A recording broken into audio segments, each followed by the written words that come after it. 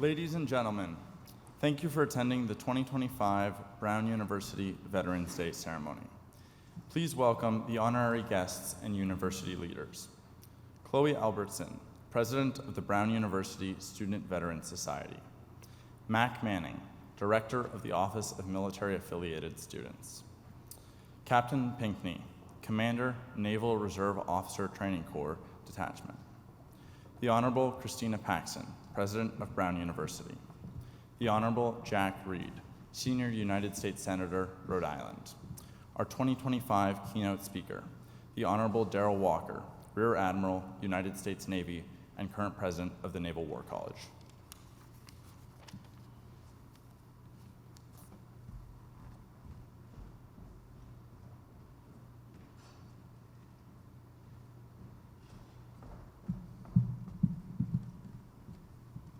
Please remain standing for the singing of the national anthem by Brown University's very own Chatter Talks.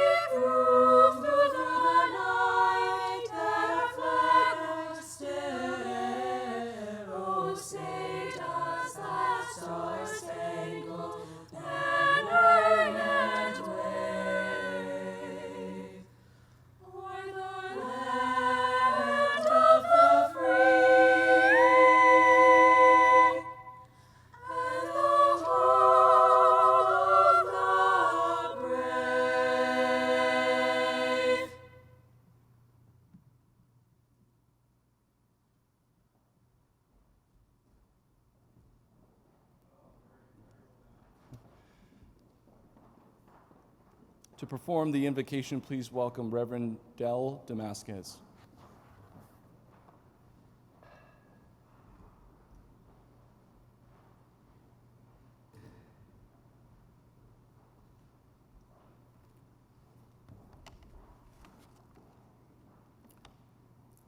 However you express your gratitudes, whether in prayer, in silence, or in heart reflection, I invite you to now join me in offering our recognition and deep appreciation for our veterans.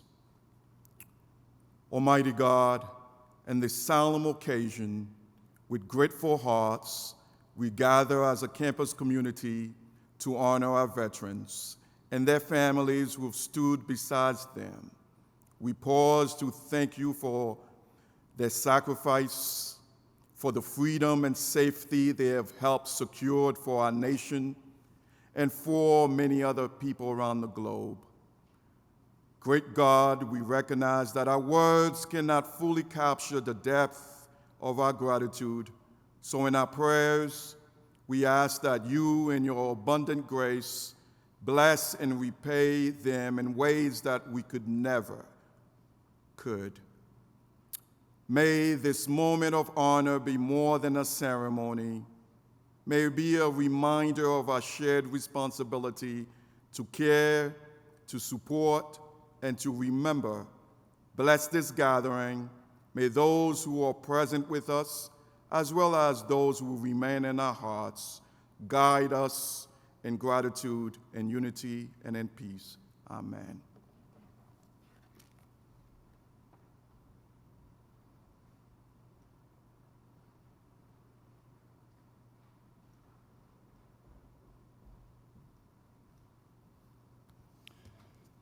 Good afternoon. Welcome to the Brown University 2025 Veterans Day ceremony. My name is Mac Manning, and I am the director of the Office of Military Affiliated Students.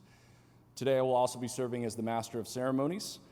This year's Veterans Day ceremony will look a little bit different. As a result of the ongoing government shutdown, some of our ROTC cadets are limited in their capacity to participate fully in today's event. As a result, only one branch will be performing a swear-in ceremony. I would like to extend a heartfelt gratitude and thank you to each of the ROTC commanding officers and their staff. Lieutenant Colonel Adam Messer of the United States Air Force, Lieutenant Colonel Travis Hagler of the United States Army, and Captain Brian Pickney of the United States Navy. Each of these men have been instrumental in the success of the ROTC programs at Brown University, and their leadership has been strongly appreciated during their tenure. For those students that cannot participate fully in today's ceremony, which include the Army ROTC and the Air Force ROTC cadets, we thank you for your dedication. This day is about the impact and experience of serving in the armed forces, and you are to be commended for your journey so far. You carry the torch and continue the legacy of those that came before you, and you will make us as veterans proud in your own service. On behalf of all veterans here today and all of those who have ever been lucky enough to call themselves Brutonian, thank you. I would now like to introduce Captain Brian Pickney, Commanding Officer of the Naval Reserve Officer Training Corps, to conduct the swearing-in ceremony.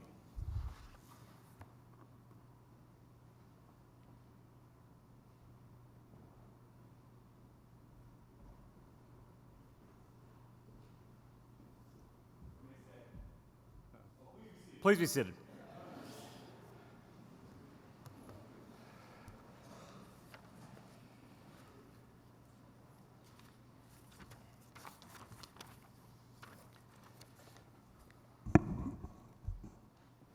Good afternoon, everyone. It's an honor to be here, and I'd like to personally thank Senator Reid, President Paxton, and Admiral Walker for being here with us today, and to Mac Manning for putting this event together. Before I administer the oath to the Navy and Marine Corps midshipmen and staff, it's valuable to know a quick history of the oath and its significance. The oath of office was first established in March 1789 in New York City by a newly established Congress fresh off the ratification of the Constitution. In the very first act they passed, the first oath was approved. Quote, "I do solemnly swear or affirm that I will support the Constitution of the United States." President George Washington signed this oath into law June 1st, 1789, and the enlisted oath was passed a few months later in September of the same year. Since that time, there have been modifications and changes, largely due to the Civil War, and with the final update in October of 1962, which brought the enlisted and officer oaths more closely aligned. But with one exception, prior to the Civil War, a constant strain remained. The oath is to the Constitution. This makes the United States military strikingly unique across the history of the profession of arms. We do not take an oath to a man or a woman, a king or a queen, a Caesar or a divine sun king, a parliament, a religion or a faith, not even to the country. We take an oath to an idea encapsulated by the Constitution, an idea that we as Americans are constantly striving to obtain. An idea written by imperfect men to establish a more perfect union. An idea to establish justice, domestic tranquility, and common defense. A higher calling to promote the general welfare and the blessings of liberty upon the people of the United States. And for those newly entering the military, to those continuing to serve for years, and to those veterans that have stood the watch, it is a solemn vow that has continued for generations, all the way back to the first law passed by a newly elected Congress. So with no further ado, Crusader Battalion, attention to oath. And please raise your right hand and repeat after me. I state your name. Do solemnly swear to support and defend the Constitution of the United States. Against all enemies, foreign and domestic. And that I will bear true faith and allegiance to the same. That I take this obligation freely, without mental reservation or purpose of evasion.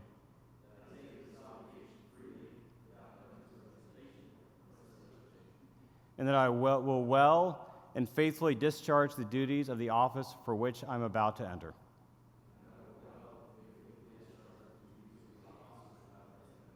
So help me God. Seats.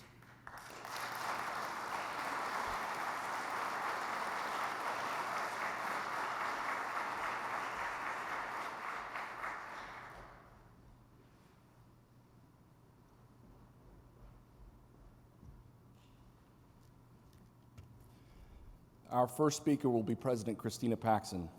President Paxson has served as Brown University's 19th president and professor of economics and public policy since July 1st, 2012. Through her leadership, she has positioned the university to elevate the academics, develop the physical campus space to support world-class education, and supported the students, faculty, and staff who live and work at Brown. She is a strong supporter of the military-affiliated community, where under her leadership, Brown University established the Veterans Initiative in 2019. Please join me in welcoming President Christina Paxson.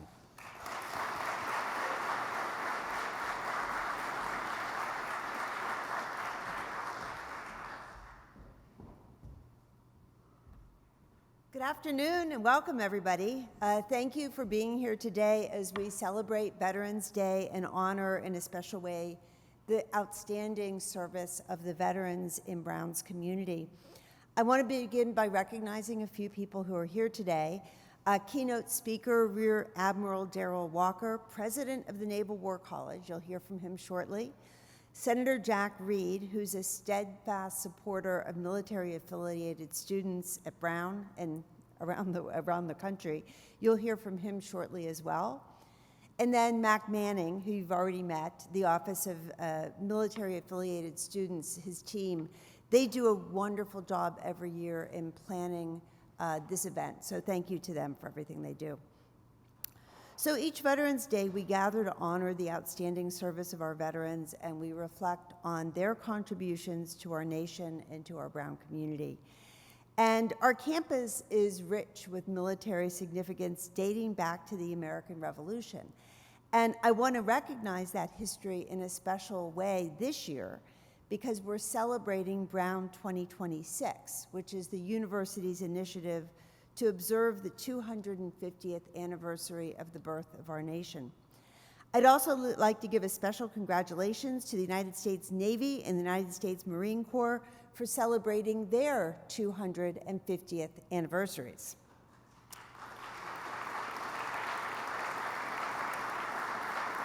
Thank you. So through Brown 2026, we're highlighting and examining the important role of research universities in fostering open and democratic societies. And we're also deepening understanding about the complex values and events that led to the establishment of our nation and the many legacies of the American Revolution. It's important that this year we reflect on the rich history of military service that dates back to Brown University's founding, wasn't called Brown then, on the eve of the Revolutionary War in 1764. The war actually forced Brown to close from December 1776 until September of 1782. The University Hall, where my office is located, served as a barracks for American militia and later as a hospital. And 4 of the 7 graduates from Brown's inaugural class, the great class of 1769, served during the Revolution. And since then, Brown has educated scores of students who've received academic and military training before going on to serve their country and returning to college after military service to earn their degrees. That tradition, very proud tradition, continues today. Our commitment to our military-affiliated students only gets stronger. 5 years ago, we announced a Veterans Initiative with the goals of growing our student veteran population, making a Brown education more accessible to our veterans, and expanding campus supports for this important student populations. One of the pillars of that initiative included a goal to double enrollment of U.S. military veterans at Brown to reach 50 within 5 years. 6 years later, we have 75 undergraduate student veterans and 43 others who are pursuing graduate degrees, so over 100 in our community.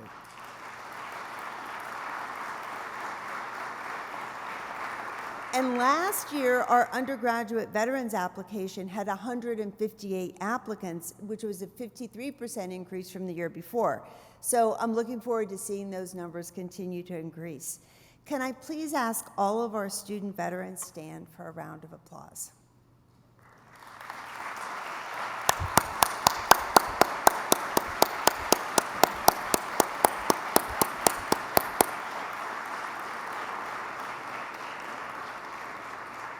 Thank you very much. Now, of course, as we continue to grow our student veteran population, we also want to ensure that we're growing our efforts to support community building, professional development, and all of the things that our student veterans need as they move through Brown and transition to university life. So last year, the Office of Military Affiliated Students, which does truly excellent work to build that sense of community and belonging, they moved into a newly expanded home in Alumni Hall. And this year, I'm very, very proud to announce that OMAS, as we call it, will be dramatically expanding its programming thanks to a generous gift from the Gilbert and Jackie Cisneros Foundation. And this gift will help the office expand its efforts to build community, professional development, supporting student wellness. For those of you who don't know, Gil Cisneros is a former U.S. Undersecretary of Defense for Personnel and Readiness and a Brown alumnus, and we are so grateful for his support. Thanks to this very generous gift, our student veterans will have access to more robust programming, including leadership development initiatives, expanded training, and events that will deepen community engagement. Now, many of you also know that Brown has been focused on increasing financial support for our student veterans. So in 2023, we surpassed our $25 million fundraising goal to permanently fund full scholarships for undergraduate student veterans who previously had not been admitted through a need-blind admissions process. And another point of pride is that starting next fall, Brown will be expanding its participation in the federal Yellow Ribbon Program for veterans pursuing graduate degrees. Brown will now provide an unlimited match for any tuition and fees not covered by the post-9/11 GI Bill. This is yet, thank you.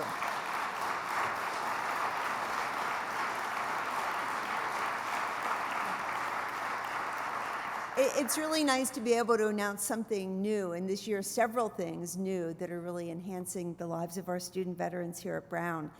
Now, while today is about honoring veterans, I also want to recognize our ROTC cadets who will go on to serve our country.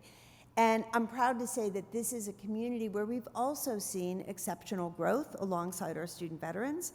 We've gone from fewer than 11 ROTC cadets in 2019 to 49 ROTC cadets today, and they are balancing the really demanding requirements of training and preparation for military careers, along with the demanding requirements of a Brown education. Can I please ask all of our ROTC cadets to stand for a round of applause?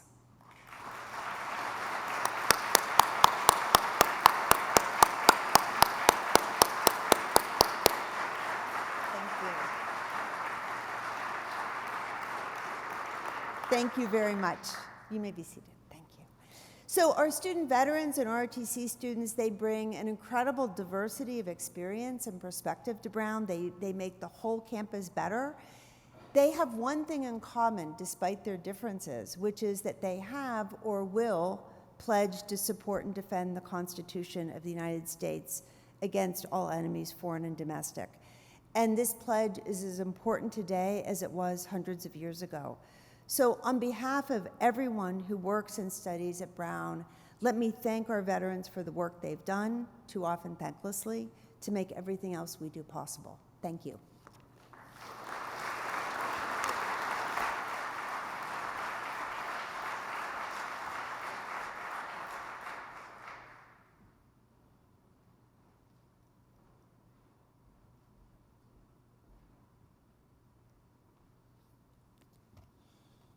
Thank you, President Paxton.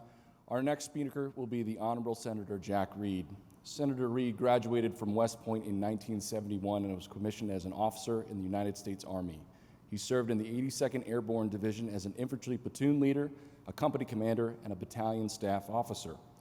He later returned to West Point as a Department of Social Science associate professor where he taught economics and international relations. Over the course of his military career, he earned the Army Accommodation Medal with Oak Leaf Cluster, Ranger Tab, Senior Parachute Badge, and Expert Infantry Badge. After leaving the Army, Senator Reed continued his commitment to public service in the Rhode Island State Senate, the U.S. House of Representatives, and is currently serving as the senior senator from the state of Rhode Island. He currently sits as the ranking member of the Senate Armed Services Committee, where he continues to champion veterans' issues. Please join me in welcoming the Honorable Senator Jack Reed.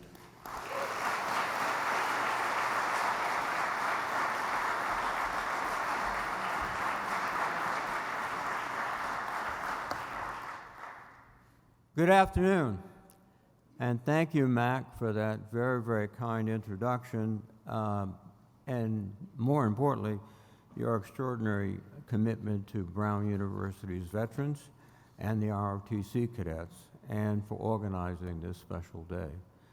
It's great to be back at Brown to recognize and honor our veterans. My first attempt to enter Brown was as a senior in high school, and I was rejected, but I have not held it against Brown at all. I also want to begin by recognizing all the veterans that are here. Thank you for your service, your sacrifice, your commitment to do what these gentlemen have just done, defend our Constitution every day of your service. Let me also thank President Paxton, who's done a superb job as president of Brown University. It's no coincidence that years ago we had 9 or 10 ROTC cadets, and now we have 41. Thank you, Madam President.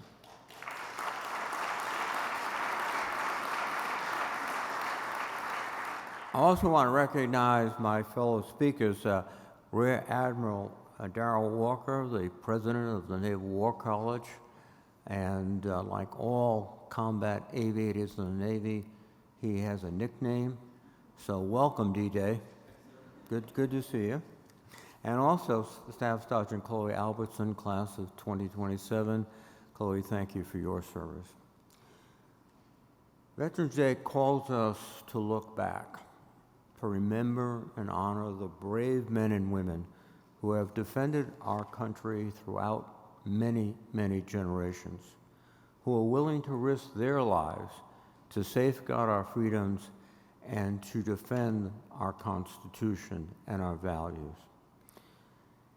But here at Brown today, we also must look forward.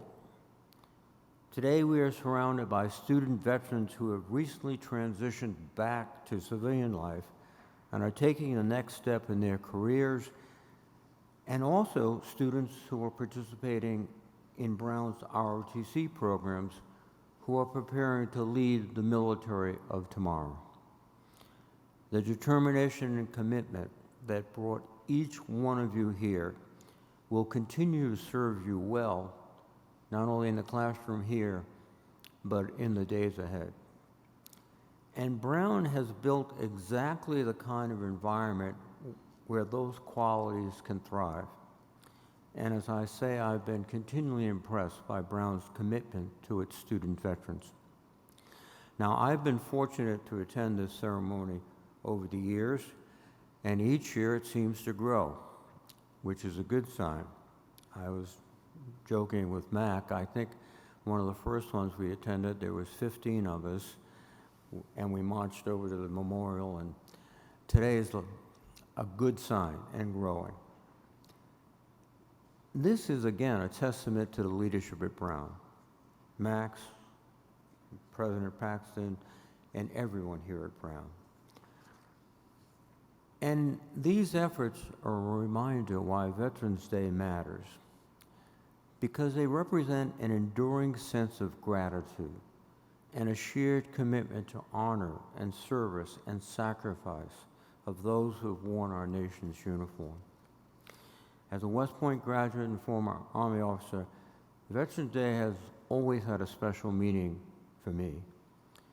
Since 1919, Americans have taken this day to pause, reflect, and honor those who have served. And today we honor not only the courage and dedication of veterans during their service, but also the countless ways they continue to contribute to our communities, often far from where their journeys began. And as we honor our veterans, we also must remember those who are serving today, the thousands of men and women stationed around the world, keeping our country safe. Let us hold them and their families in our thoughts and gratitude as well. To the students in attendance today, to all who are in attendance, especially to my fellow veterans, I wish each and every one of you the best as you continue your journey through life. Thank you very much.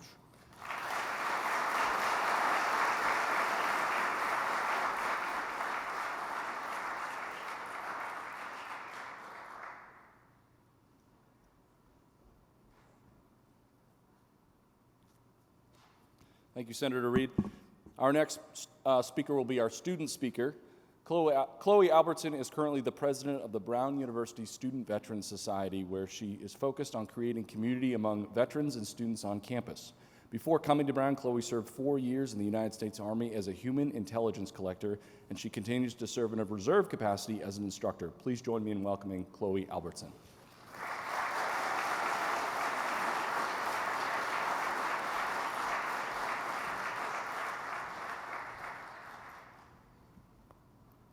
Good afternoon. Thank you, Mac, for the kind introduction, and both Mac and Becky for all you do to support the military-affiliated community.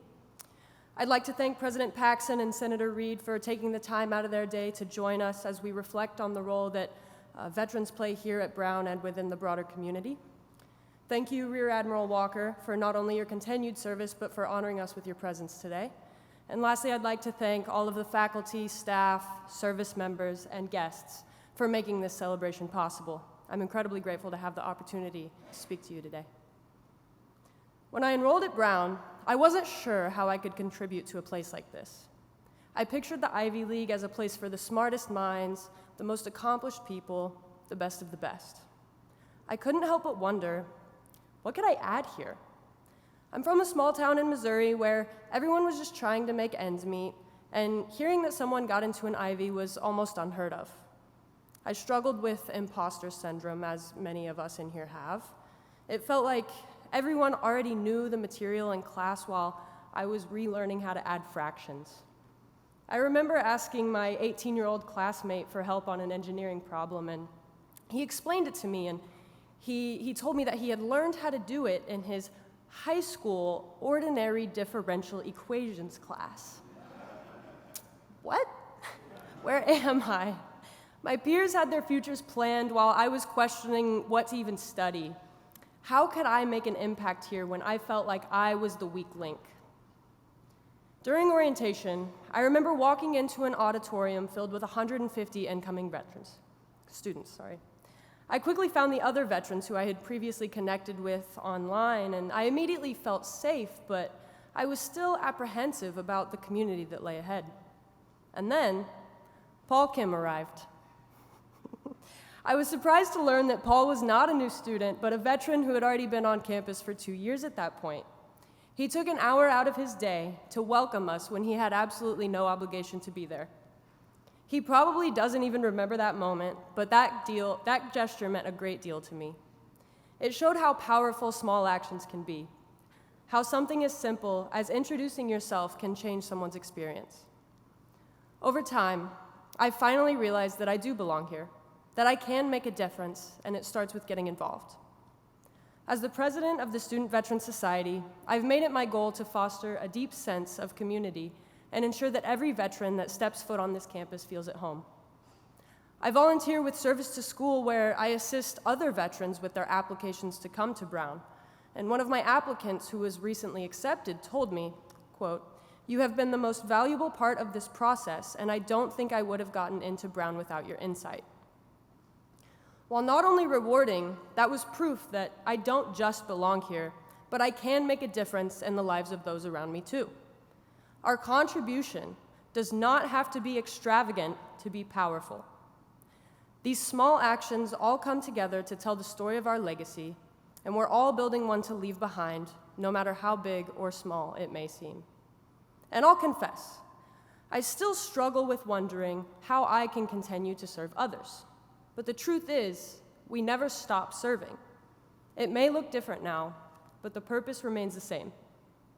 In every group project, I find myself assigning tasks, setting deadlines, and scheduling meetings, and that's because our service is at the core of who we are. The skills we learned in the military are not going to waste. We continue to use them every day through mentorship, through advocacy, and through community. And my story, it's not just about me, it's about something much larger. We inherited a legacy when we raised our right hand. The moment we put on a uniform, we stepped into something bigger than ourselves. We took on the responsibility of upholding a lineage that far outdates any of us.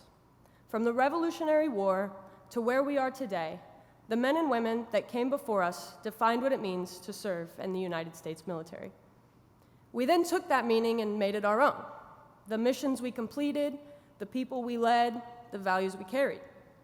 That is the legacy that we left in uniform. And that legacy is important because it doesn't just disappear when we leave the service. It follows us into our next chapter. Our legacy is not about rewriting history or being remembered in textbooks. It's about what we build to leave behind for those who follow. As veterans, our contribution is paving the way for the next generation of service members. It's in all the small ways we make the world a little better.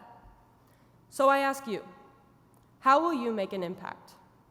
Tutor a friend, help a stranger, or simply show up for someone who needs you. No matter the scale, it matters. You are not the weak link. You are a chance to strengthen the chain. As we celebrate Veterans Day, let's not only honor what we have done, but commit to what we will do next, to serve, to lead, and to leave this place a little bit better than we found it. Thank you.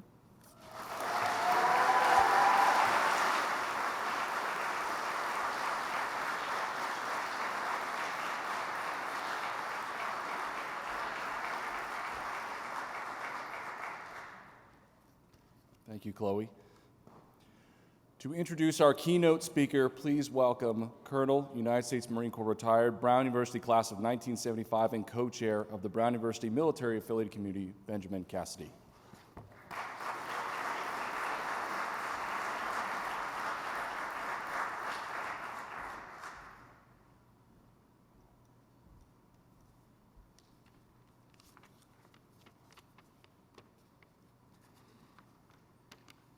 Well, thank you.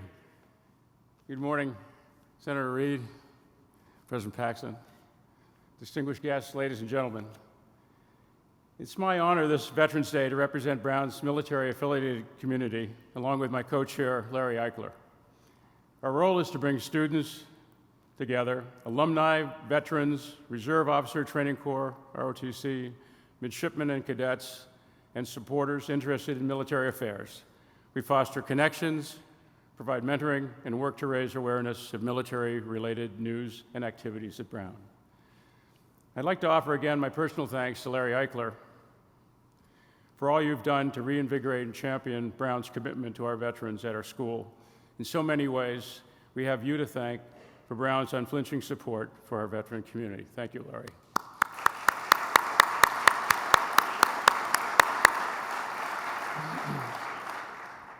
One of Brown's most valued connections ties us to another historic Rhode Island institution, the United States Naval War College at Newport.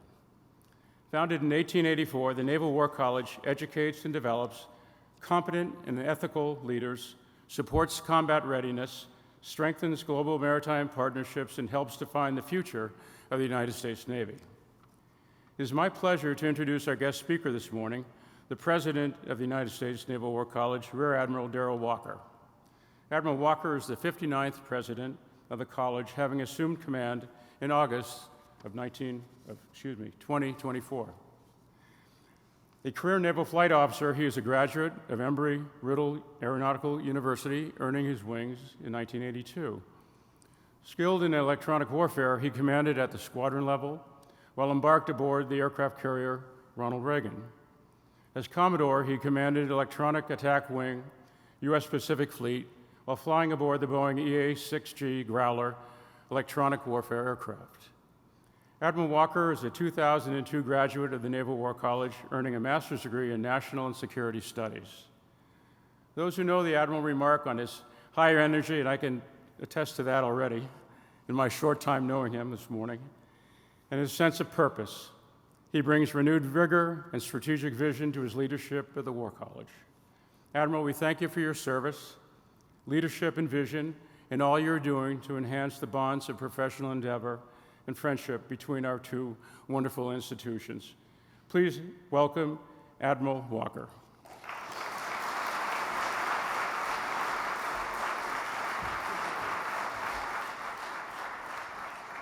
Oh my goodness, wow. Well, good afternoon. How's everybody doing today?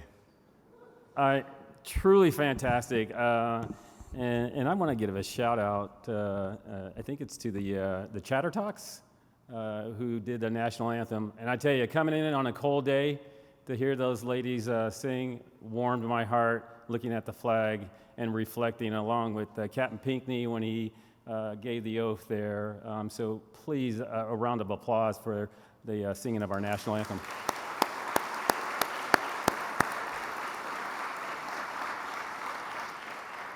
Wow, some fantastic speakers this morning, and thank you all, or this afternoon, and thank you all for being here. To back cleanup here, you'll hear some kind of the same thing of themes from me, but it's truly honoring for me to be here, and I'm very humbled to be here in front of you all today. These young men and women over here today, that's what is our future of our services, and so I appreciate that you all are standing and wearing the uniform and is the future of our services. Mac Manning, thanks again for working with my team to get me here. I appreciate your efforts, everything that you have done for me and the flexibility of the team here for this event. Senator Reed, sir, truly a great leader of our nation for not only the state of Rhode Island, but for the men and women that wear the cloth of this nation. And President Paxton, ma'am, your words were fantastic. I was trying to work on my admissions sheet here as I retire probably sometime next year. I want to try to come in here. No, I'm just joking. I thought it was fantastic. I truly appreciate the leadership you here at Brown University. Distinguished guests, members of the faculty, staff, members, student veterans, Chloe, fantastic words there too. The midshipmen and cadets that are here in the ROTC programs, not only under Captain Pinckney's, but the rest of the other COs. And the greater community of Brown University, thank you. And I'll tell you, when I first walked out, before I came in, Midshipman Eli, I think it's Shotland, he told me, he said, "Hey, sir, I just wanted to say thank you for what your China Maritime Studies Institute does." He's a midshipman here, and he's reading the Naval War College material. So again, talk about warming my heart is to know that our future is bright with young men and women already looking forward to the future. So again, it's a great day to be here on College Hill in the Ocean State, a state with a deep and enduring military legacy. My own career started right here at Newport Naval Station some 35 years ago. Yes, that means I am old. But a lot of other folks start their careers here. So today, as we pause and honor the service and sacrifice of our Americans, Rhode Islanders, Brown alumni who have answered the call from the founding of our nation to this very day. Their commitment is to the bedrock of our freedom. Today, we gather not just to observe a federal holiday, but to dedicate a moment to the spirit of service that binds Rhode Island and indeed that binds our nation together as a whole. And we need that. Veterans Day is a day that evolved from the commemoration of the Great War's End, now dedicated to every American who has worn the cloth of this nation in every branch, in every generation. So here at Brown, that commitment to service is deeply rooted, as we heard. From the French and American troops quartered here during the Revolutionary War, the spirit of duty was woven into this campus. We remember the heroes across centuries, from the tragic loss of Sullivan Ballou, class of 1852, at the First Battle of Bull Run, to the sacrifice of Captain Jerry Zimmer, class of 1966, whose letters from Vietnam to his wife are still preserved here at the university's archives. It's a testament of deep personal cost of duty. This commitment continues today with student veterans, as we heard from one today, and our dedicated ROTC students that are here. The foundation of military service is the oath that we heard, the solemn pledge to support and defend the Constitution of the United States, a vow to support the enduring ideals of justice and liberty.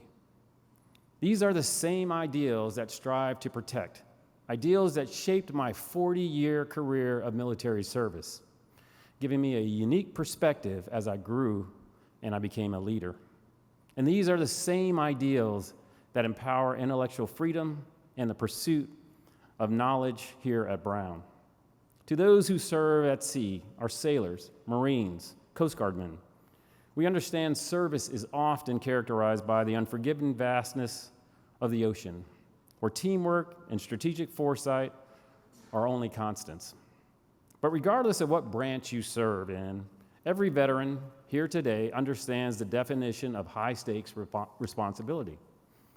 To every veteran in the audience, whether you served in the Army, the Navy, the Air Force, the Marine Corps, or the Coast Guard or Space Force, whether you are an alumnus, a dedicated staff member, or one of our incredible student veterans, thank you for upholding the pledge. We recognize the long deployments, the risk, and the immense burdens of service placed not only on you, but also on your families. We appreciate that you stepped forward so that the rest of us might live freely and securely under the blanket of freedom your service has provided. So in turn, while we pause to honor our veterans today, I'd also like to thank the university for their overwhelming support to veterans.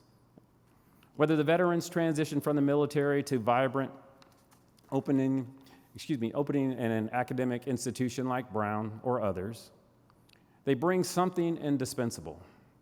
They bring a perspective forged in real-world, high-consequences leadership. They are living proof that problem-solving and adaptability are requirements, not suggestions. I am so very honored to speak at the university here today that values these ideals not only in words, but in actions. From 18 undergraduate students that started here, students in 2019 to well over 75, pushing 100. 34 masters, 4 MDs, 4+ PhD students. So they thank them. We thank you for the excellence there. So in closing, we honor all veterans with sincere words of gratitude, but not truest respect, but must be paid in tangible deeds. That means building stronger bridges between the military and civilian communities. It means recognizing that the battle for freedom requires vigilance long after the uniform is put away, and committing to standing beside those who have continued to struggle with their wounds of war, both seen and unseen. It means supporting events like this and other organizations and other institutions like the Brown University Office of Military Students and the Brown's Veterans Networks. So yes, it means we are all teammates. So as we step away from this day, let us try to remember, ask a veteran for their story. For our veterans in the audience who are often very humbled to talk about their time, realize that your story is part of a greater, compelling narrative that defines what America values: freedom and liberty. Your story is truly our story. So on behalf of all veterans, past, present, and future, I thank you. I truly thank you all. I thank your families for what you have done and for what you all will do in the future. Thank you very much.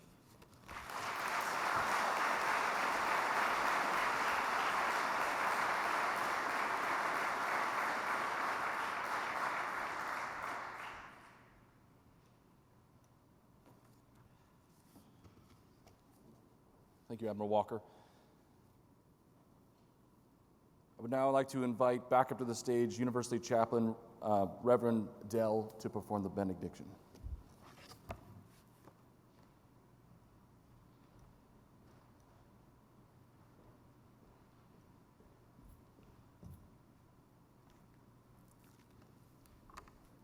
Mark, thank you. I don't know if you're a prophet or not, but I take your prophetic word by calling me the university chaplain. I'm not. I'm the associate Protestant chaplain. But with that said, I recognize you as a prophet.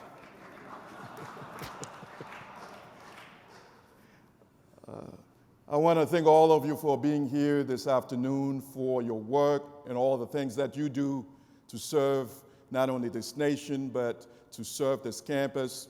Now, as we bring this to a close, please join me in offering the benediction.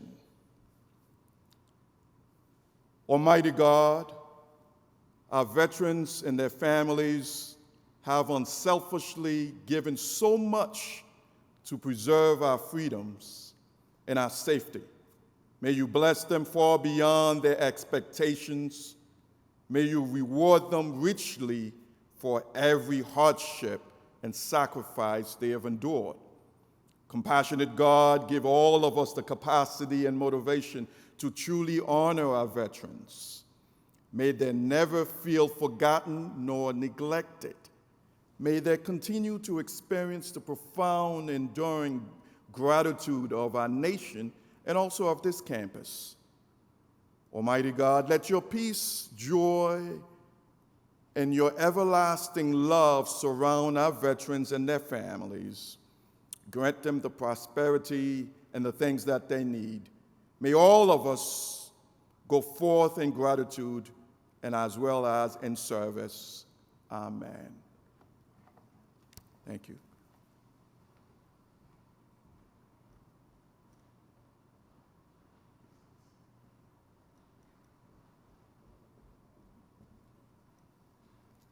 Ladies and gentlemen, this concludes our Veterans Day ceremony. We invite you to join us for a reception. And on behalf of Brown University and the Office of Military Affiliated Students, happy Veterans Day. Thank you for your service and have a wonderful rest of your day.